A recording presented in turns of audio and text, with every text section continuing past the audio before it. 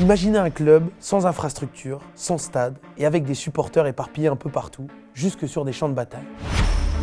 Cette semaine, on reste sérieux. Je vous parle du Shakhtar Donetsk et je vous explique comment et pourquoi il continue à jouer la Ligue des Champions malgré la guerre en Ukraine.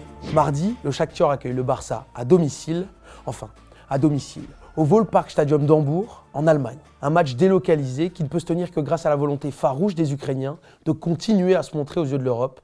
Mais pour ça, il a fallu s'organiser. En fait, Donetsk, c'est ici, à l'est de l'Ukraine, dans la région du Donbass. Région où le conflit avec les Russes a commencé dès 2014 et a conduit le Shakhtar à vivre et jouer loin de ses terres. Depuis le 2 mai de cette année-là et son dernier match à la Donbass Arena, le club n'a donc plus de maison.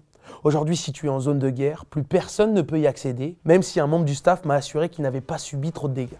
Entre 2014 et 2017, le club a d'abord joué à Lviv, puis à Kharkiv jusqu'en 2020, et enfin à Kiev, sur la pelouse du Dynamo, le grand rival, jusqu'au début de l'invasion. 3 villes, 3 stades, mais jamais à la maison. Aujourd'hui, les joueurs de Marino Pusic s'entraînent à Kiev et évoluent à nouveau à Lviv en championnat. Mais sécurité oblige, les matchs sont joués à huis clos et un abri anti-aérien est prêt à être utilisé en cas de bombardement. La guerre n'est jamais loin. Et pour le rappeler encore un peu plus, les joueurs entrent sur le terrain, drapeau ukrainien sur les épaules, et certains coups d'envoi sont même donnés par des soldats. Malgré tout ça, le Shakhtar se qualifie tous les ans en Ligue des Champions.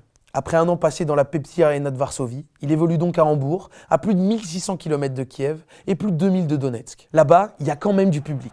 Les quelques 80 000 Ukrainiens déplacés dans la ville allemande depuis le début de la guerre remplissent une partie des tribunes. Côté joueurs, le conflit a obligé le club à revoir son effectif. Autrefois fait d'un savant mélange de jeunes pépites ukrainiennes et de brésiliens, beaucoup de ces derniers sont partis. Des départs précipités, favorisés par la FIFA, qui ont permis à certains joueurs de quitter le pays et de trouver un nouveau club en rompant leur contrat. Sauf que tout ça, ça n'a rien rapporté au Shakhtar. Pas un sou. Ça l'a même endetté à hauteur de 80 millions d'euros, car il reste débiteur de certains clubs chez qui il avait recruté des joueurs. Une de ses seules bonnes affaires sur le marché des transferts, la vente de Mudryk pour 100 millions d'euros à Chelsea début 2022. Un deal juteux pour le club qui en a profité pour verser 23 millions d'euros du cachet aux soldats ukrainiens et à leurs familles.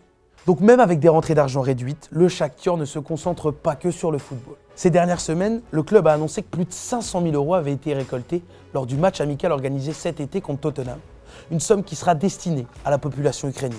Avant leur match aller contre Barcelone fin octobre, plusieurs membres du club ont aussi été rendre visite à un soldat blessé au combat, hospitalisé en Espagne depuis 8 mois. 3 drones ont également été envoyés à la 59e brigade des forces armées d'Ukraine. Sportivement, la guerre a affaibli le Shakhtar. Oui, il est actuel 3e du championnat et n'a gagné qu'un seul match en Ligue des Champions. Mais ces résultats sont presque anecdotiques car, et c'est le directeur général du club qui le dit, l'équipe ne joue plus que pour une ville.